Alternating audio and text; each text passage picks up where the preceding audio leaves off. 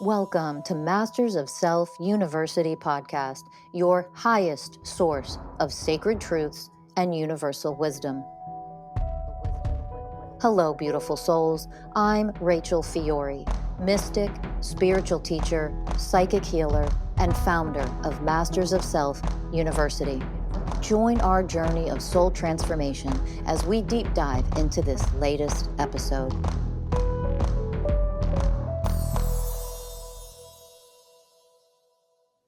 Hello, everyone, and welcome to another episode of the Masters of Self University podcast. I'm your host, Ellie Lee. And I'm your host, Danny Morley. And today we are joined, when I asked her, what should I call you before I introduce you? You specifically said there's not a name really to cover what I do. And I love that.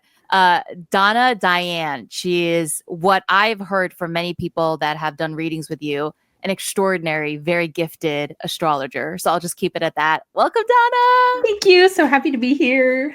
So happy you're here. I have been literally so excited to do this podcast episode with you.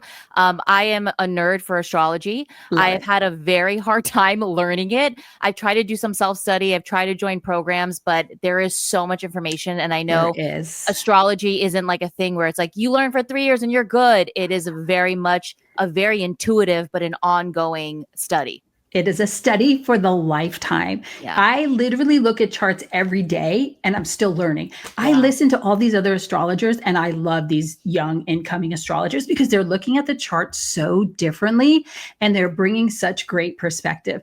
I'm not sure that some of the older astrologers are really a fan of that because some are very structured, which I get. This is a science as well as the intuitive part. There's still some astrologers that are very scientific based. They have no desire to bring the intuitive in, but that's where I feel we're going, especially with the spirituality that these kids are bringing in. They're starseeds for sure. It's incredible what they have to offer. Yeah. So, Donna, I'd love to just hear a little bit about you. Is this something that you grew up in? Is this in your lineage? Or is it one day you were like, you just felt the calling, you're like, okay, it's time for me to study? Yeah. So it's interesting because I was raised in a rather strict religion where this was not a part of it. This was the devil's work. I was never allowed to touch it. So when I started exploring what spirituality really meant to me, and I realized that religion, which blessed the people that are in it and it fits them, but it no longer fit me.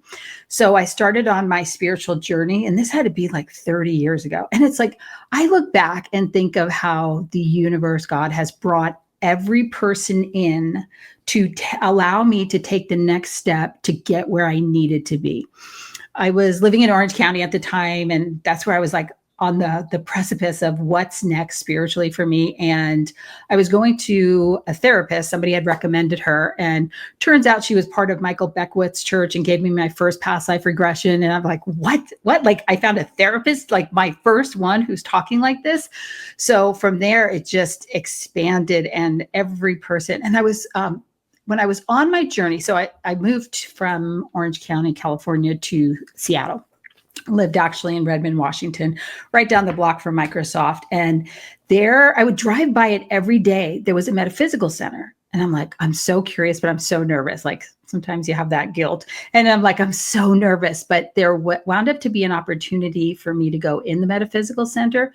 And the blessing was, and it was the late, great Margaret McElroy was the leader of that center. A lot of the psychics today know and have learned from her. And she would give classes every week. So I started on the intuitive path first on that journey. And the classes every week it was truly like a mystery school. Like when you read back, like those old mystery schools, like if you're going to Hogwarts, that's what this was like. Each week we tried something different. So whether it was healing, remote viewing, like there was something different each week.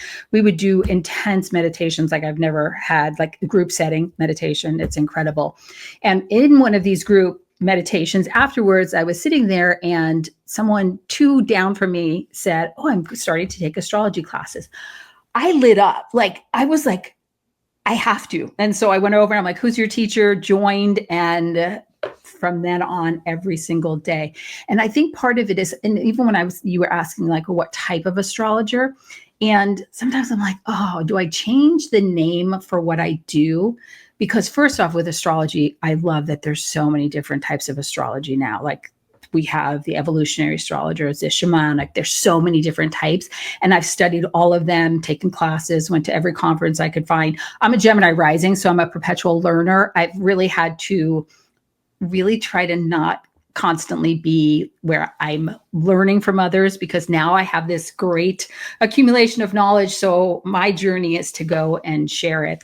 And so part of that was when I was taking these classes, I'm like, oh my gosh, this is exactly like where I need to be. But do I do astrology like any other astrologer? I don't know. I get a lot of readings, so I'm always curious how other astrologers see my chart. But I don't know, because because I do have this foundation where I learn channeling, I learn connecting to spirit guides. So a lot comes in that way. And I have a moon in Cancer, the grand water trine, like I feel a lot. So that comes through, and that comes through as part of the message. And if someone were to ask me, are you the most proficient astrologer? And it would be no. Like if you said, like, what does this mean? This mean? Like I would give you my intuitive vibe off of it. And so part of that journey was putting myself out there to the world, because here I'm doing something that carried some little bit of guilt from my past. So it's been an exciting journey for me to like be out there. And it's interesting because I'm at this point, I've been recommendation only, but my calendar is quite full. So I'm so glad, Ellie, that you had heard of me. Like what a blessing that feels like. Like I'm very grateful for that. Oh, yeah. It's really interesting. I can relate to, because all I ever heard in my Christian household was like, astrology is satanic, it's the demon. And so I had all this brainwashing around it. And of course, all of that is designed so that actually people never tap into any of that to know who and what you really are. Absolutely. Yeah. And Donna, I'd love, for people at home who are like, yeah, I've heard of astrology and like I've heard of a birth chart, but like, what is it actually? And I'm very curious to see how you would answer this, because people, they only know what they know. And it's a very basic kindergarten level of astrology. But what is astrology, and why is it so important for people to really dive into their own charts?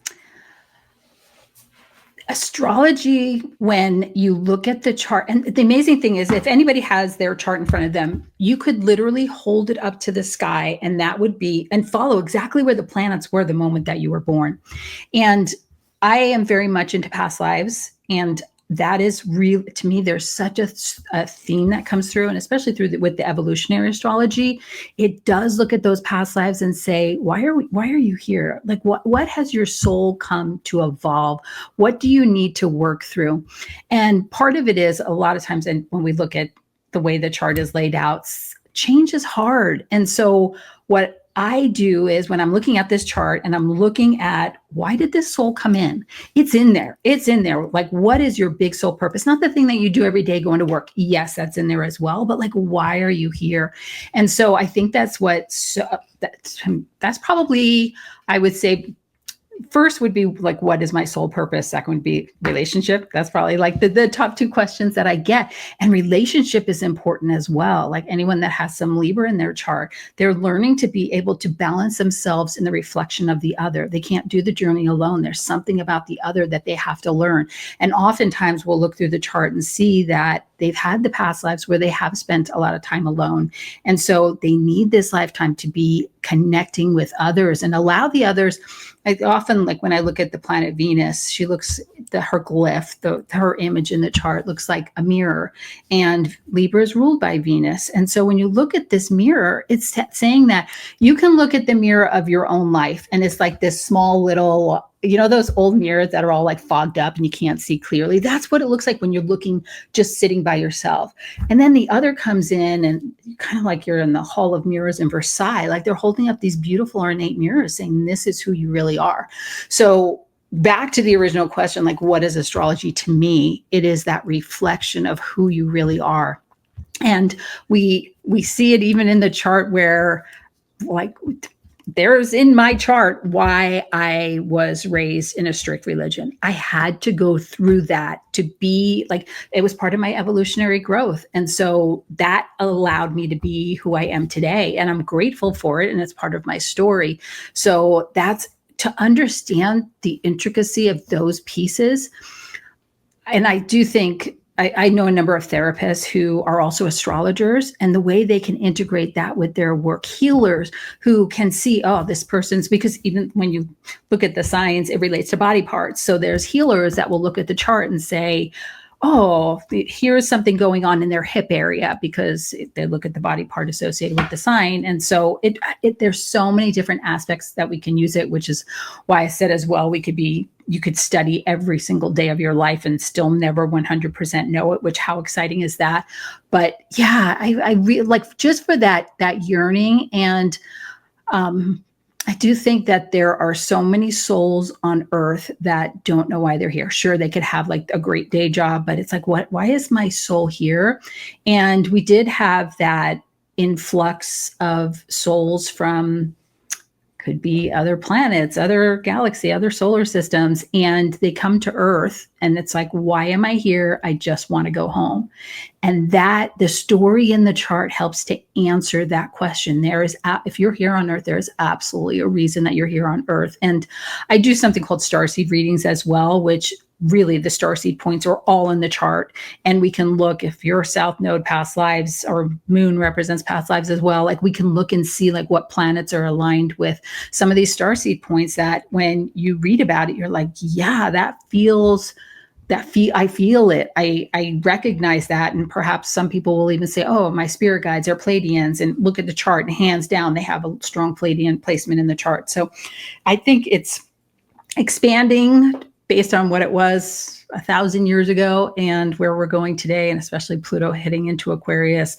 Aquarius rules astrology. So yeah, the places we're going with it. But it's just knowing and being able to maneuver your life as well. And it's incredible when I do astrology readings and I look at someone's chart and I'm like, they have such a significant aspect happening on the day that they're reading. And I'm like, you already knew, you felt it. You knew why you were coming here. And now that I see it, and now we can tell the story, but we know, like, we're all so perceptive and we feel things at such deep levels. How many of us are empaths, just feeling it all and not having an answer? So astrology provides that answer. And as you see, I'm a Gemini rising. So like, if I didn't answer the original question and went so far past it, let me know. Yeah. No, you did brilliant. And Danny, I'm going to let you talk, but it's funny in the beginning when you were answering that question, because Danny is Venus and Libra in the first house. Oh, so I was like, of course she's bringing that up.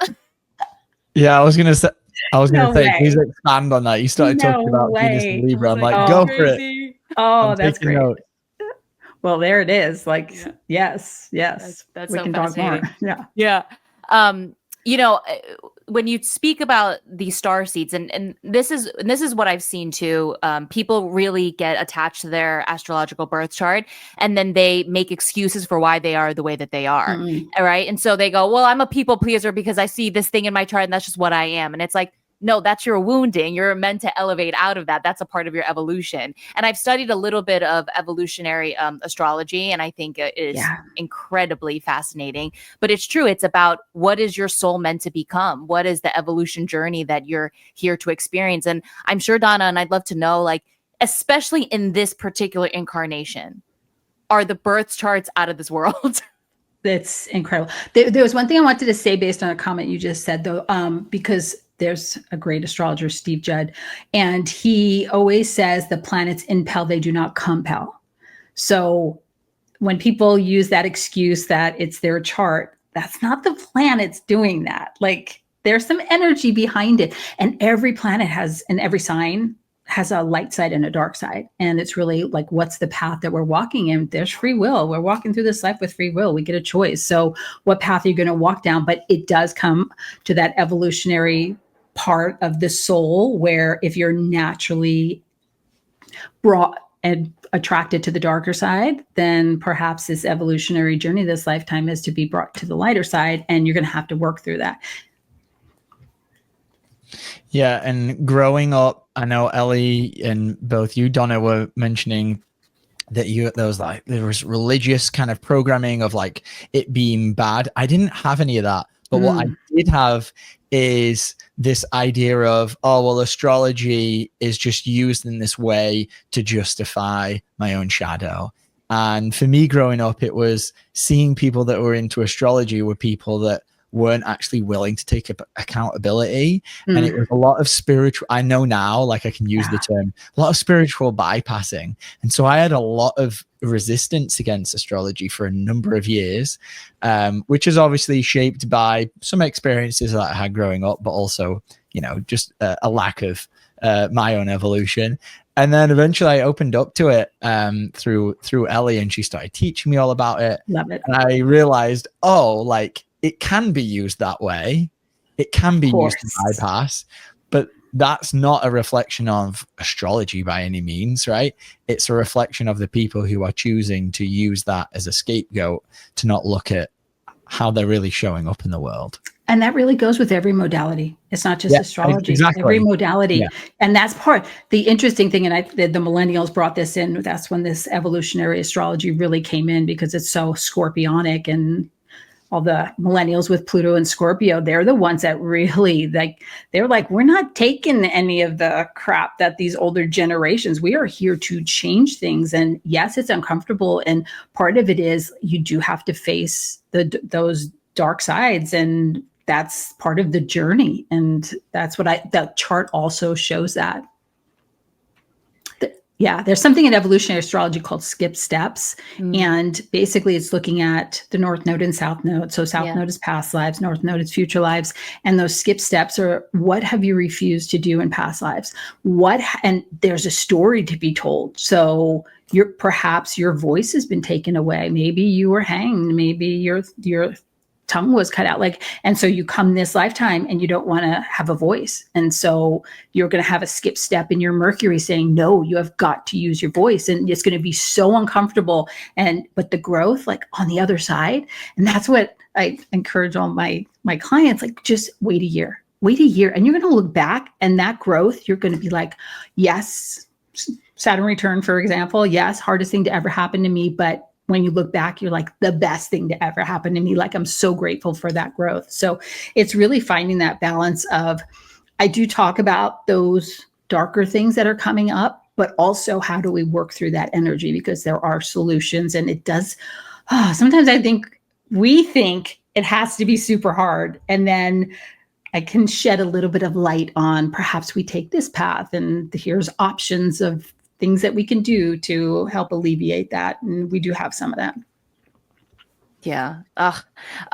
So Donna, one thing that I've heard about you as an astrologer is you're not, because I for his birthday I got an astrology reading, and the guy was definitely he had skill there for sure, but there was also a lot of stuff that I didn't love about the reading. What I've heard about you is, yes, you're you are very knowledgeable, but also you have all of these beautiful gifts. And you talked a little bit about bringing in the spirit guides and things like that. Can you talk a little bit about, did that come on immediately? Was it as you started growing and evolving all those gifts started coming online? Yeah, it came on pretty early. And so it's interesting. There's an asteroid called Urania, which is the asteroid of astrology. And it's exactly conjunct my South Node, exactly in Capricorn.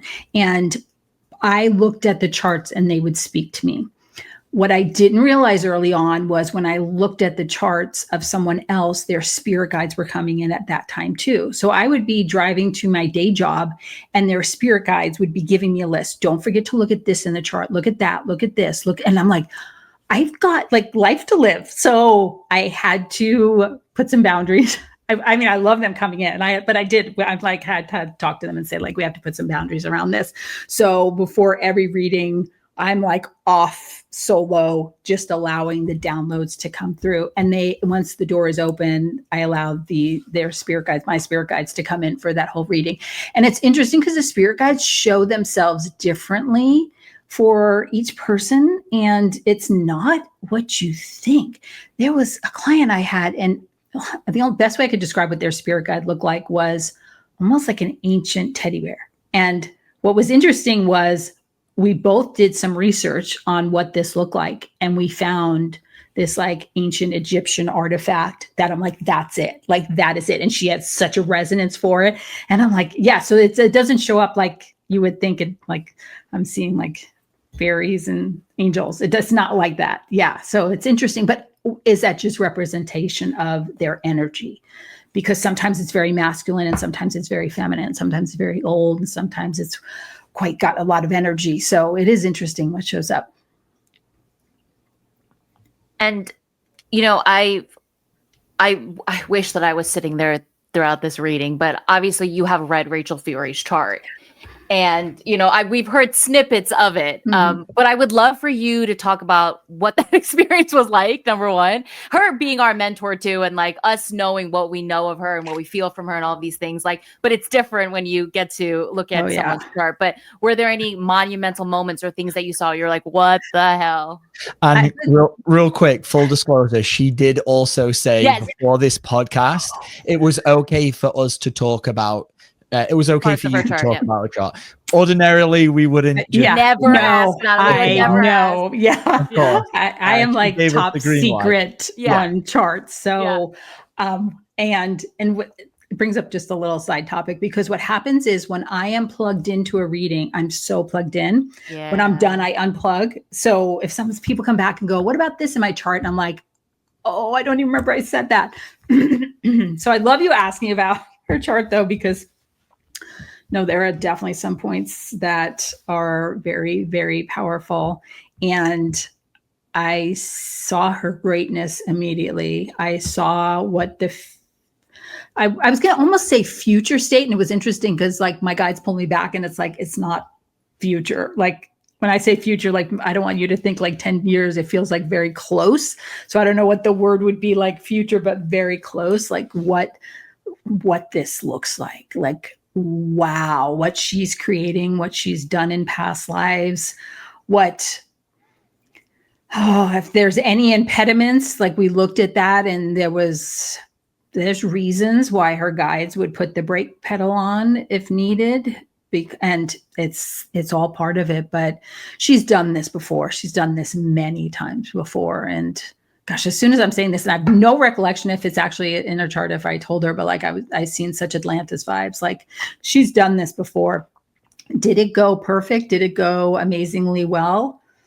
Likely. I mean, her energy, I feel like she channels lightning. I'm just like feeling her vibe, like channel lightning. And like, when I look at it, the image that comes for me is like standing on a mountaintop in Atlantis and like having that, it looks like a stake that looks like the planet Neptune, like Poseidon, but yet like being such a conduit, like literally that's what she is, a conduit between heaven and earth. Like, but there's a lot of electricity there. So I would not be surprised if she had the ability to manipulate the weather and earth events.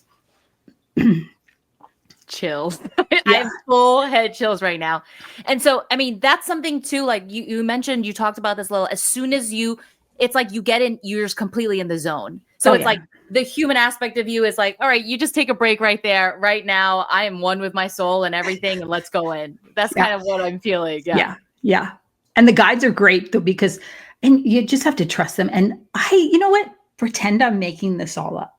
I am going to take you on the funnest journey you've ever been on. And sometimes I feel like a little weird telling someone like, this is going to be so fun, but it's really so fun because what the guides showed me, and let's just say it's my imagination, it doesn't matter. Like what this story that needs to be told is incredible and exciting. So that's like what I weave into the reading, like when the guides are so clear with an image. And sometimes I pause and I'm like, oh, do I have to say this? Like, oh, really? You're going to make me say this? Because there's like some dark stuff we've been through in the past lives as well, but it's shaped why we're here today, why we have that evolutionary skip step. Like, why did you come in with a sun as a skip step? You have got to shine your light as bright as possible this lifetime. But what happened that you chose to dim it? And I'm not talking about Rachel in particular, but just like in general, like what happens that you chose to dim it? Like something really severe had to have happened that you have come back so many times. And it's like, no, this is it. Triple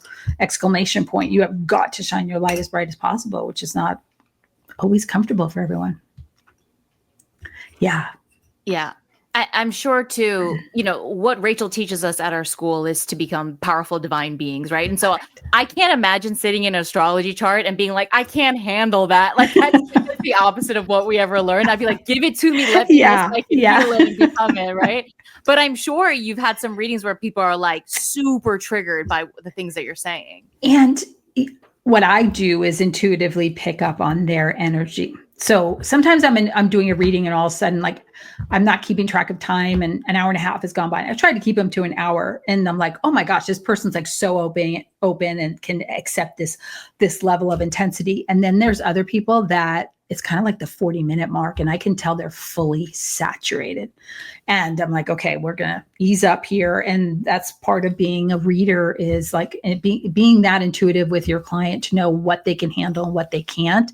And so that goes with the message as well. You can feel it. You can tell where they're at. I ask them leading questions in the beginning just to get a better understanding. And some are very 3D. Great. We still, and even astrology, like there's some houses in astrology that are 3D, like you are on Earth. You're going to look at that second house. You're going to be looking at money, like self-worth. Yeah. But like there's some 3D stuff there. And so and bless the people that find me that are on their journey to this whole ascension process, saying, I don't necessarily want to live in 3D 24/7. So figuring that out. Yeah, that must be exciting. Where obviously there are souls here. They'll be like, "Yeah, I'm just here to be human." And here's a couple of things I had to become. And then you see other churches, you're like, "Oh, like, oh yeah, you're meant to ascend." Absolutely. I did early on, though. I asked my spirit guides if I could work with the collegiate level, because I would ask those leading questions, and I would say, "Oh, do you believe in past lives?" And if they said no, I was like, I don't know where to go. Like, that's such a part of the story here. So I feel like everyone that finds me is like exactly where they should be. And I'm exactly slotted in at the right moment of their life. I would say, don't worry about whether they believe it or not. Just give them the truth. Oh, right? Absolutely. Give them the truth yeah. and let them figure it out. But I totally feel you. You want to be working with people that can actually receive what it is that you're offering. And if it's not, it's kind of a waste of your time, Well, and part of it, and that's where everyone that has found me, we're aligned. But part of it was, and I do have some throat stuff from past lives that is coming out this lifetime. And when I first started doing readings, I am not making this up, I would do 5 hours because I had I couldn't even get through a chart in 5 hours. Wow. But I had so much to say, and my soul felt like if I don't say it now, I will never have the opportunity to tell this person again.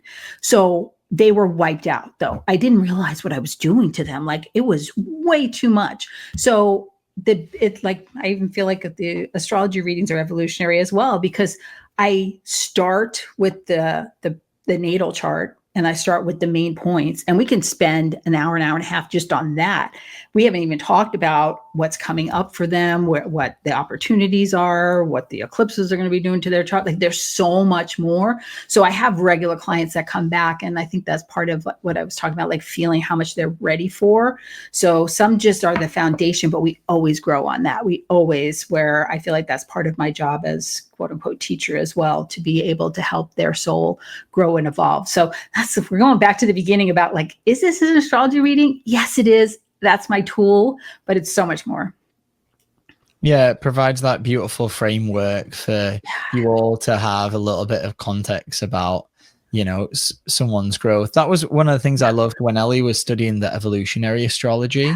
It gave a lot of like meaning around, okay, why are we looking at this stuff? Why are we looking at, where the different planets are? Because again, it goes back to my original experience with this. It's like, yeah, great. My Mars is like, I forget what it is. It's like Cancer. But it's like not, it's not on a point or something like that. And so the guy said it means that, it could lead to kind of like endless explosions of anger. It's like, great, but what are you actually doing about it? right? And I love the whole, like, when Ellie was learning about the evolutionary side of it, it's like, yeah, because we come here to actually grow and evolve. Yes. And if you're not using this amazing system of being able to bring more awareness to who you are, if you're not doing anything about it, then what's the point of even looking at it? Absolutely. Absolutely. And it's interesting that you brought up Mars and Cancer so when the ancients looked at the sky, they loved to split all the planets and signs between, I'll call it good and bad. And they talked about some of the planets like the best of the best, and then the other ones you got to work through. Of course.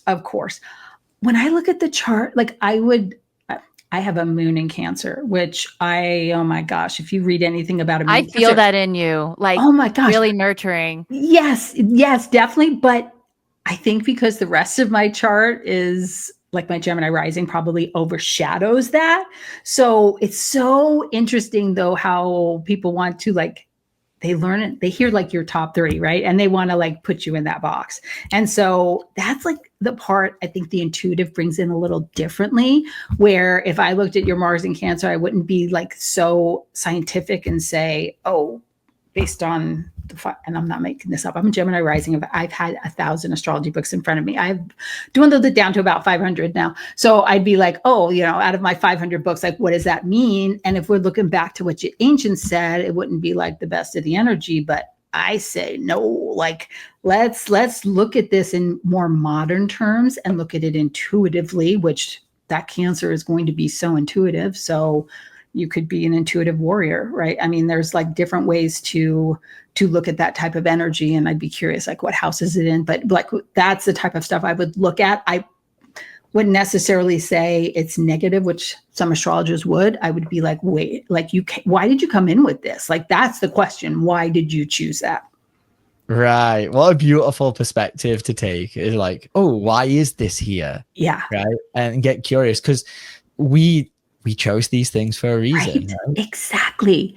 Yeah. And that, I think, is the fun part about it too, when you can put that perspective. I came in with like, okay, if I looked at my chart and I'd be like, and astrologers have, like, oh my gosh, I had one astrologer tell me it would have been better because I have really tough family stuff. It would have been better for me to have been put up for adoption, like been raised in an orphanage than in my home environment. And so, like, no, it's like, sometimes it can be really rough. And I get that. Like, I get when you look at my chart, you could think that, but I don't know.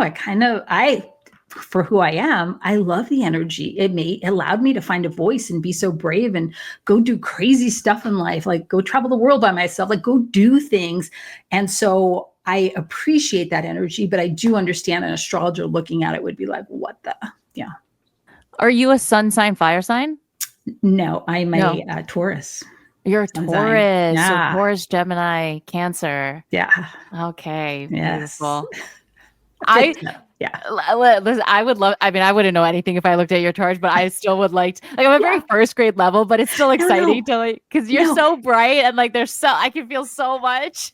Well, what I love though, and this is where I ask people not to be hard on themselves with astrology, because if you were to sit with me and we look at your chart, you'd be like, wait, I'm picking up this book and the book doesn't match what you're saying, because part of it's intuitive. Yeah. And so when I do readings, I share the chart because the chart's glyphs. It's ancient glyphs.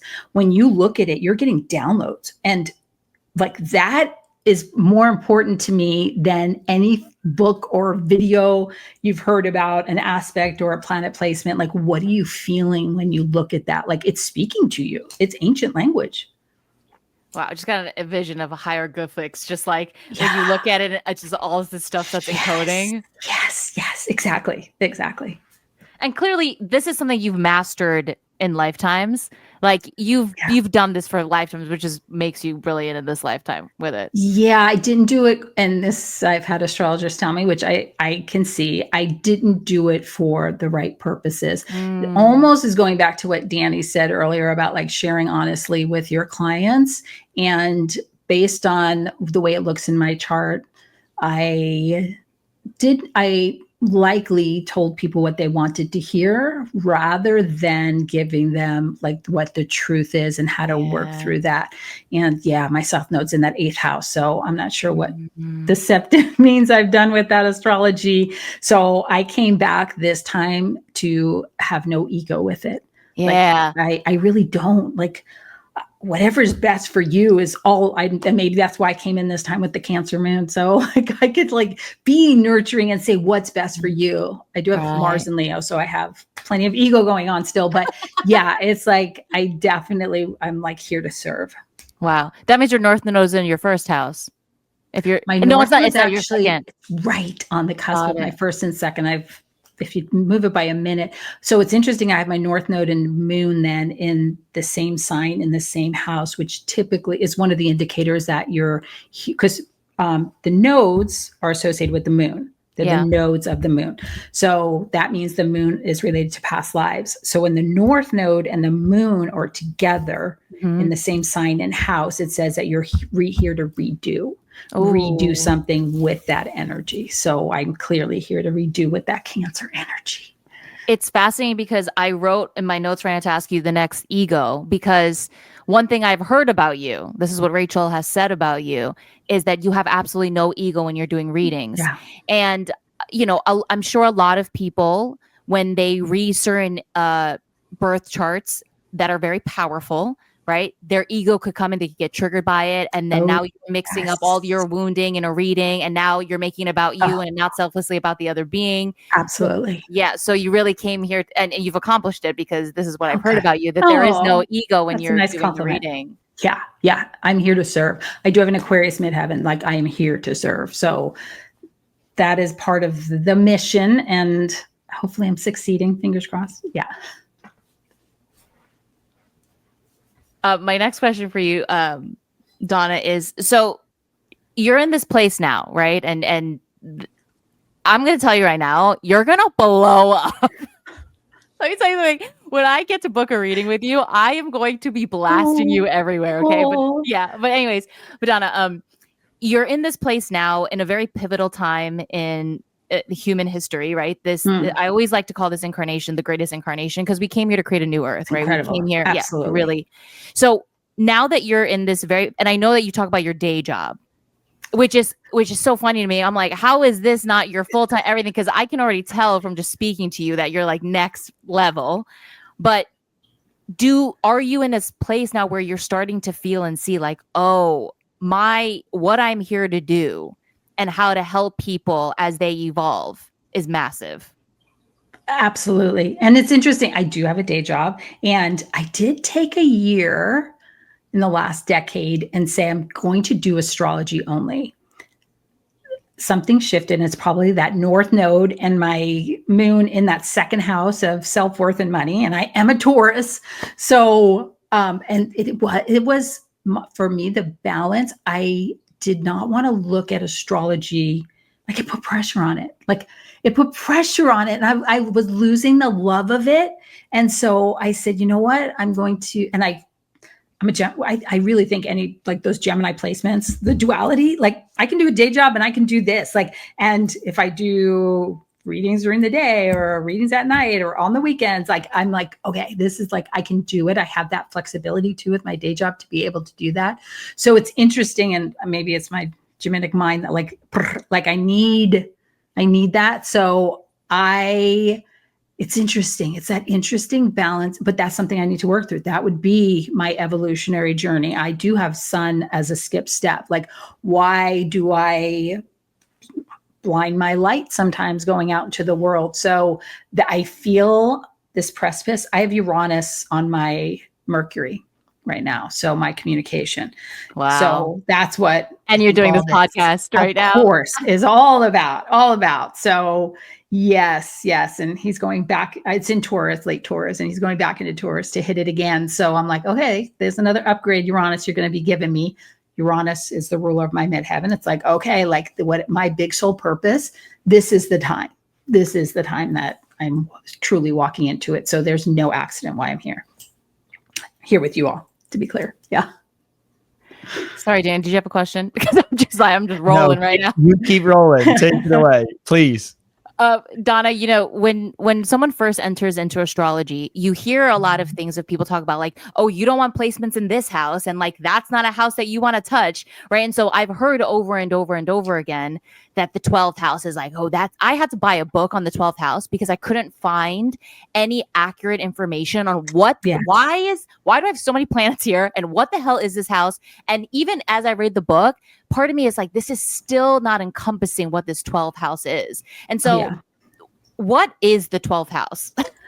The 12th house has to be, I think, one of the most fascinating and misinterpreted when people have planets in there. So I have the ruler of my chart in the 12th house. I have 2 daughters who both have the ruler of their charts in the 12th house. Wow. So I've done a lot of study.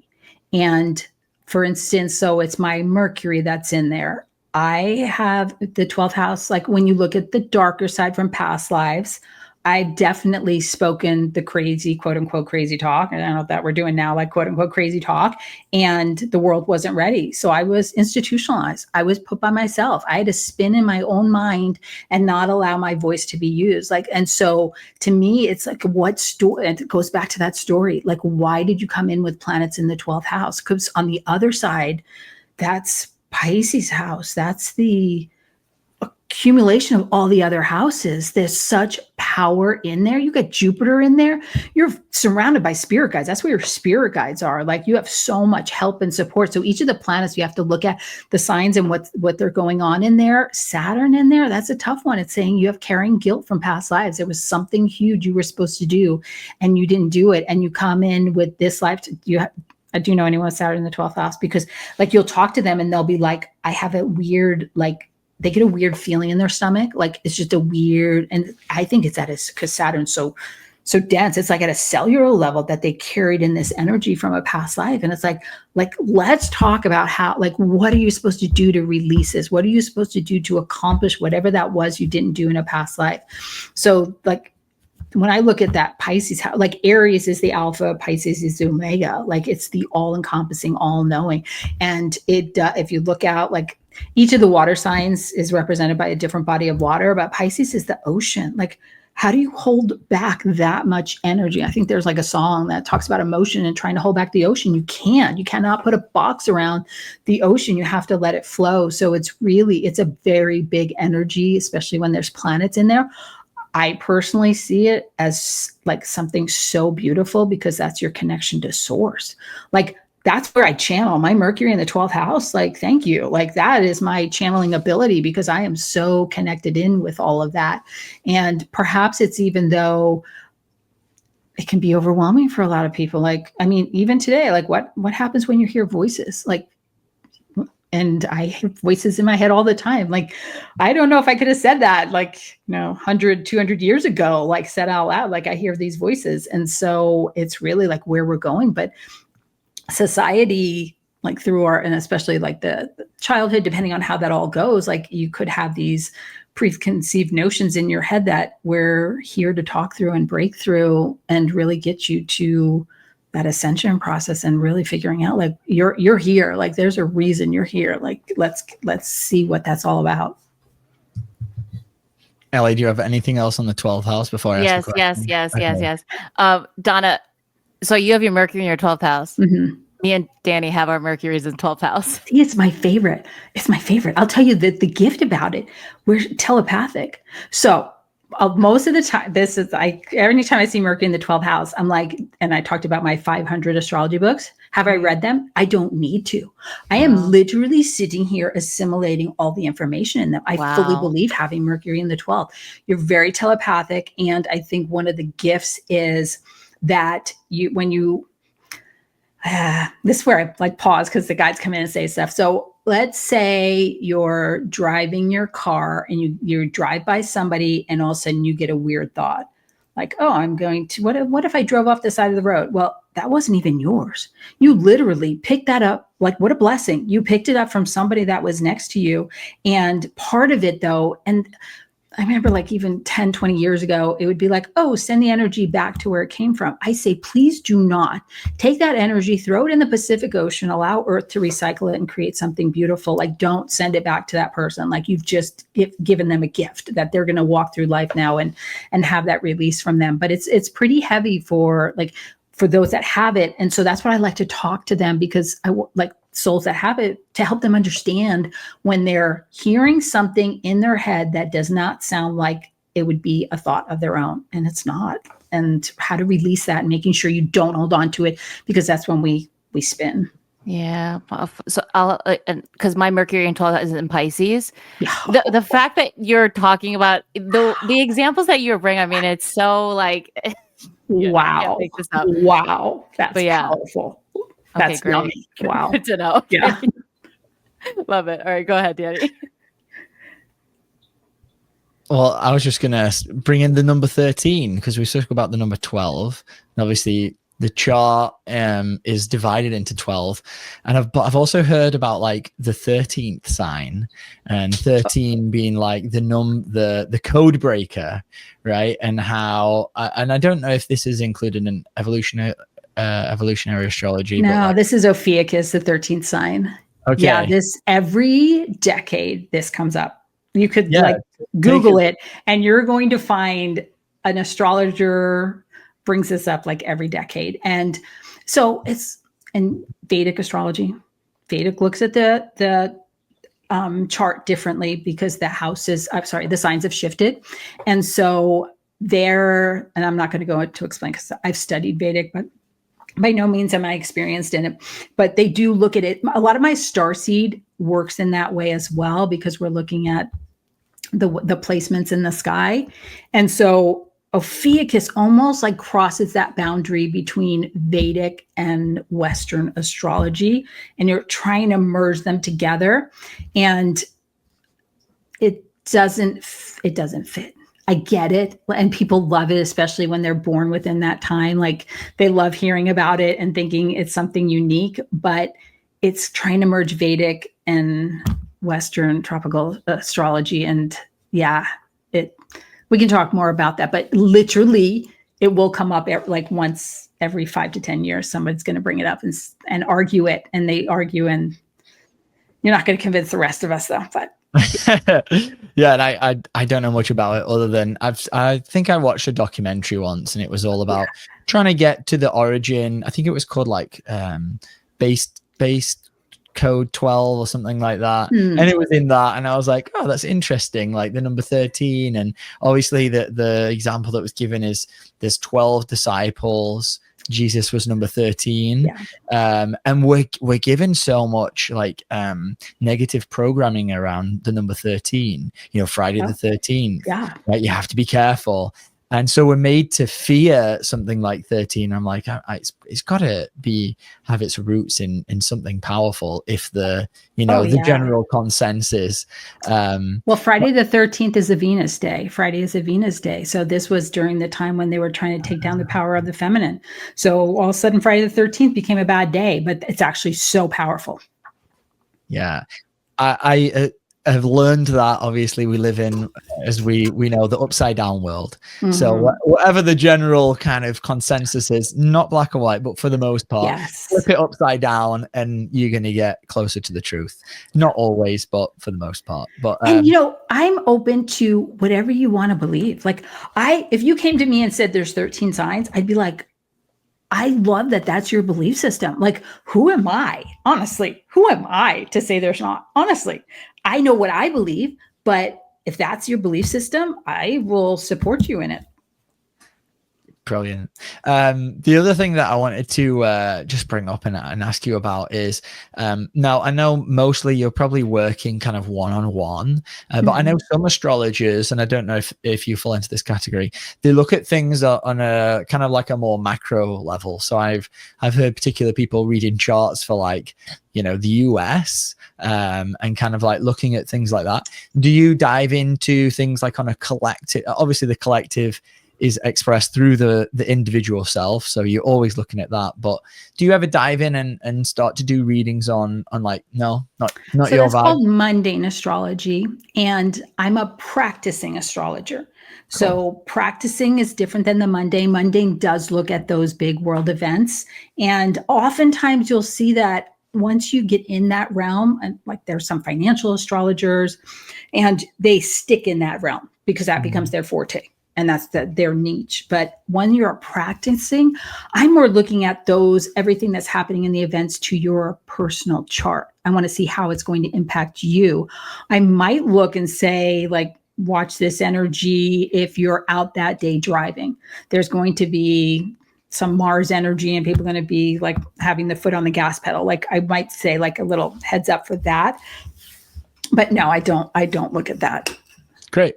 I listen to it though. I love following people and hearing about it because I love their input, but it's not something that I delve into myself. And then how long have you been reading charts for, roughly? 20 years. 20 years. Wow. In the last 20 years, like, have you seen, like, are there any like big things that you can see within people maybe now versus then, or like different changes that you've seen over the past 20 years because you've had all this experience in looking into people's lives? Yeah. And it is, I would say, even the topic of quote unquote new age, which was really big 20 years ago. And I find it fascinating today that we're shifting away from that topic. And it's interesting the journey some of the souls have taken. Some have walked away from spirituality completely. They're like, I'm going to go back to my Catholic church and that's where I'm going to spend my life. Once again, if that works for you, bless you. And there's others that have taken the journey and gone their own route, their own modality, their own way. And oftentimes when I look at it, it looks like, and each of us get to do this in life. And anyone with heavy Virgo would know about putting the puzzle pieces together. And that's even our spiritual journey is really putting the puzzle pieces together. Like some people can be in their spiritual path and have no belief system in astrology. Like, okay, that's great. There's so many other modalities that go with that. Some people come to me and then they'll go have a tarot reading and they'll be like, wait, you told me the same thing. And so it's like, yeah, because we're tapping in to the same place and the message that you're getting, especially if they're super open, they're going to get that message. So it is interesting, the path that we've taken, really, I guess, and I think we're still in it, redefining what spirituality means and releasing whatever preconceived notions we had that we brought in with us when we were calling it quote unquote new age, because we've changed so much since then. That seems so antiquated. Even when I say those words, like it feels foreign. Yeah, we've come so far. Yeah. And Donna, there was this one thing that I remember when Rachel was giving us a little bit about the reading you had with her, that obviously you can also understand what you're, like you talk about what you're experiencing now, what's going to happen because of the transits and everything that's moving, on a second to second basis. And what you saw was like, oh, during this time in the next few months, it's going to be like a bam's going to happen. Right. And so that in itself, that's something that you can see, but also Absolutely. that's also coming through to you. Yes. But particularly, and it really does, it's eclipse time. I'm guessing I was talking about eclipse time because we have free will. I can read the chart, and I tell my clients all the time, I can tell you that something's going to happen in your life and it's free will. So a door opens and let's say it's a Venus door and Venus wants you to meet somebody and you walk by the door. Well, guess what? Venus is going to open that door in 18 months again when she passes that point. So you're going to have another opportunity. Then there is eclipses where it's fate time. It's the universe looking at your universe looking at your life path and saying, okay, here's the path we all agreed on. When I talk about like, why are you here? Here's the path. And how far off the path are you? Are you a foot? Are you 10 feet? Are you a mile? Are you 50 miles? And so during eclipse time, and particularly when eclipses are hitting your natal chart, like this is when you'll feel it. Sometimes eclipses happen and people don't feel it at all. But when it's hitting your natal chart, I can guarantee something's going to happen. Astrologers are not supposed to predict what's going to happen, but I like to play the game like what if. And so I look at that because I can say, like, be ready. Something is going to happen here. And I love giving dates as well to my clients. And I say, please come back and tell me when something happened. What is really fascinating, I would say, with the light workers, it happens sooner than the date I gave them. Not much sooner, but sooner. And I'm like, I think that it happens early for the light workers so that they can go then and help other people, because you have to experience it first. It's like you have to experience it, become credible, understand the energy, and now you're in the front ready to go and assist others. So it's really interesting. But yeah, then we're coming up into these Pisces Virgo eclipses in September. So that is where I can say, well, it depends on I do look at degrees, and I use a pretty tight orb, which is basically how far away it is from a natal planet, to really look at what's the change that's coming up. I can guarantee change. And I have so many stories from clients corroborating that. And I love when clients come back like 3-4 years later and they're like, I was just re-listening to the reading and I can't believe how much came to fruition. But it's not me. It's like all them. It's everything that's planned out to be. And certain things come in at certain times. Like why is Uranus on my Mercury right now? Like this was the time it said that, no, your voice has to be open. Uranus rules your midheaven. You have to put your voice out to the world. How are you going to do it? Uranus brings in surprises. So he says, well, guess what? You have no idea how you're going to do it. I will bring in these surprises. And all I ask is you say yes. And so I just say yes. Yeah. So that means it's also in your 10th house. So Uranus is he's on my Mercury in the 12th. Oh, okay. Got it. Yeah. Okay. So the midheaven is not necessarily in the 10th house. So the midheaven, yes. Oh, you know what's fascinating about the midheaven? So my midheaven's in Aquarius. Mm-hmm. When Uranus crossed over it, that's when I found astrology. That's when astrology found me. Like it was a mutual agreement we had, but it's like, of course. So yeah. So the ruler, it's in Aquarius. He ruled that and he brought in lightning. So yeah. So now he's moved now into my 12th though. That is so fascinating. And oh my God, I can't believe it's 55 minutes because I could go on for like the next 10 hours. But one of the last questions I'll ask you, Donna, too, is your birth chart can also tell you like pain that you have in your life, like physical pain. So something that I've been diving into is I've had immense amount of pain in my gut, like a lot of digestion issues. And I have my moon in Virgo in the 6th house. And so when I was looking into that, I was like, oh, digestion issues, like clearly. But you're Pluto and Scorpio, right? Yeah. Literally, I would say 70% of the Pluto and Scorpio clients that I see, I ask them about their gut issues, like whether it's IBS has to be the biggest one, like seriously. But if you think about and then what your generation came in to do, you are literally taking on other people's crap. Like it's all that gut, right? And so, and that's the most sensitive part. So when and that's the most empathic, like, oh my gosh, you're literally like this clearinghouse when you walk into a room. So like, where is it going to go for a Pluto and Scorpio? It's going to go your gut. Like that's just where it's going to go. Wow. Yeah. It's in my 8th house too, that Pluto and Scorpio. Whew. Yeah. Oof, wow. Yeah. That makes so much sense. Because I do feel like my generation, they've got a lot of gut issues going on. They do. So it's incredible. It's incredible. Yeah. I do love that Virgo moon in the 6th though. You do. Wow, you're a healer. Yeah, that's like okay. I get really confused with the moon in Virgo. Oh, I don't understand it that well. So and I think Virgo probably is one of the most misunderstood signs because and shamanic astrology does this beautiful description. Kaylin Castell, if you're ever on YouTube, like she has a recent video on the Virgo new moon and she describes what Virgo is. And it is priestess energy. It is all the healers. She describes it as the spider woman weaving the web of life. Wow. Okay, yeah. That helps me no, it's bit. So beautiful. Amazing. Fascinating.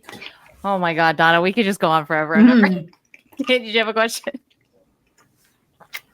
it is also interesting too, because I do feel like there is so much misunderstanding in signs in general. Everyone just likes to box it up. Oh, you're this, so you must be this, this, and that. And it's like, no, like the soul is intricate, which means all of that is so intricate. Like there's so many layers and details to it. Definitely. Yeah. And that's why it's a continual study and it's so fun. Are you going to have a school one day? I would love to learn from you. When I lived in Seattle, I used to teach and I loved it. And I move a lot, just part of my chart. And so I'm like, oh, I have to get back. I have to get back to teaching. That's what's calling me next. Yes, please. Because I've been feeling this. Like I would love to be a student of yours. Like I would love to learn from you. So, it's fun. Yeah. When you get a chance. Let me know. Excellent. So Don, I know that you are now going to be doing readings through our university. Like, so all the students out there, I know everyone's like, all right, where do I pay? Where do I go? Because they're going to be up for this one, but we're really, really excited for you to start that. I'm excited. By the time this comes out, you will be, fully in there as, our go-to collab astrologer. So yes. So find me there. Yeah. We're very excited to have such an incredible being like you, working with us on a team, because it's so important, for us to understand who we are. And the cool thing about astrology is now that I, got rid of all of the conditioning that I grew up with, is realizing it's just a tool for us to understand our own selves. And that part pairs beautifully with the work that we do, which is the main aspect is understand how you're showing up in the world, heal it, and elevate to a high level of consciousness. Beautifully said. Absolutely. If we were to reduce it down to what MSU is that's it. And we can use, when we come to something from a very powerless place, right, from that low level of consciousness, we give all our power away to the tool. But when we come at it from a more elevated place, it's great. Now let me look and see what guidance I can get from this incredible system, and obviously an incredible intuitive like yourself that works in all these magical and mystical and psychic ways. It just helps us see parts of us that maybe we didn't know about before, or maybe we didn't focus on. I know for me, when I did that other astrology reading that Ellie got for me, it was very self-affirming of like all of the things that I kind of already knew, but there was parts of me that he kept on saying, oh, I'm sure you're an empathic healer. And that was a part of me that I was like, I'm a coach of this work right now. So like being able to hear that from somebody else, it just gives that confirmation of like, you are on the right path, Danny. And this is a part of who you are. I love that. And so many times I tell people, I'm here to help you remember, like, deep down, And so I'm just here to shine light on that. Exactly. Incredible. Beautiful. Well, the world is ever better that you're in it doing this. So thank you very much. Like Ellie, I am stoked to do a reading. I will definitely be booking. And I'm very curious about your Starseed one as well. And do you recommend, I'll ask this last question real quick. Do you recommend starting with like a regular reading and then maybe booking one of those after? Yes, indeed. And I can often weave in the Starseed during the regular reading, especially just to know the points. Yes. Great. Cool.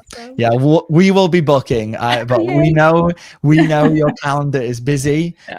So if you're out there listening to this and you're interested in doing a reading with Donna, please come visit our website. We'll have her under our partners, and book it fast because she's a busy gal. She's got stuff going on, She's and then this is where Ellie's supposed to say, "You're a Gemini." Gemini rising. You're Gemini rising. She's busy. Thanks, Ellie.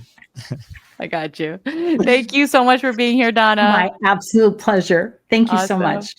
All right, everybody. We'll see you next time. Bye. Bye.